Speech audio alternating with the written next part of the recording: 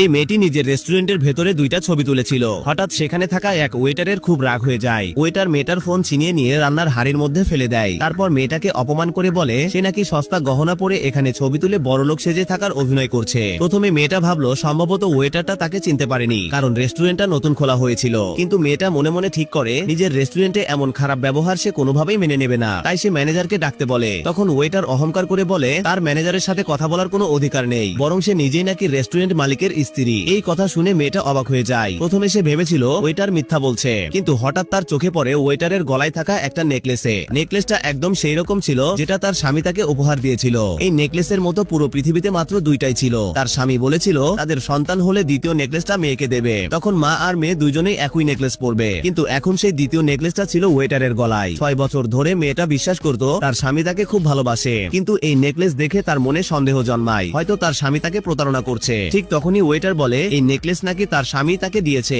এটা নাকি খুব দামি আর বিশেষ গহনা। সে আরো বলে তার স্বামী এলে দুইজন মিলে মেয়েটাকে শিক্ষা দেবে। এই সময় মেয়েটার ননদের সন্দেহ হয়। সে দ্রুত নিজের মা বাবাকে সেখানে আসতে বলে। এদিকে ওয়েটারও একজন লোককে ফোন করে। সে বলে রেস্টুরেন্টে তাকে বিরক্ত করা হচ্ছে। লোকটা জানতো না ওয়েটার আসলে তার নিজের স্ত্রীর সঙ্গেই ঝামেলা করেছে। ফোনে লোকটা ওয়েটারকে আদর করে বেবি বলে ডাকে আর বলে সে এখনই আসছে এবং ওই মেয়েটাকে শাস্তি দেবে। মেয়েটা এইসব কথা শুনে ফেলে। ফোন রাখার পর ওয়েটার আরো বেশি দম্ভ দেখাতে শুরু করে। সে বলে এখন হাঁটু গেড়ে ক্ষমা চাইলেও কোনো লাভ হবে না। লোকটা এলে তারা মিলে মেয়েটাকে খুব খারাপ অবস্থা করবে। কিন্তু মেয়েটা ভয় পায়নি। সে দেখতে চেয়েছিল তার স্বামী এসে তাকে কিভাবে প্রতিক্রিয়া দেয়। ওয়েটার দেখে মেয়েটা ভয় পাচ্ছে না। সে চিৎকার করে বলে এখনই হাঁটু গেড়ে ক্ষমা চাইতে হবে, না হলে আজ তাকে এখান থেকে বের হতে দেওয়া হবে না। মেয়েটার ভাতিজি ভয়ে কান্না করছিল। সে বাড়ি যেতে চাইছিল। ওয়েটার তাকে ধমক দেয়, এমনকি শিশুটার উপর হাত তোলার কথাও ভাবছিল। তখন মেয়েটা ওয়েটারের আঙুল ধরে শক্ত করে মুচড়ে দেয়। ওয়েটার রাগে চিৎকার করে বলে সে নাকি রেস্টুরেন্ট মালিকের স্ত্রী। এই কথা শুনে মেয়েটা ওয়েটারকে জোরে ধাক্কা দিয়ে ফেলে দেয়। ওয়েটার লজ্জায় আর রাগে ক্ষিপ্ত হয়ে যায়।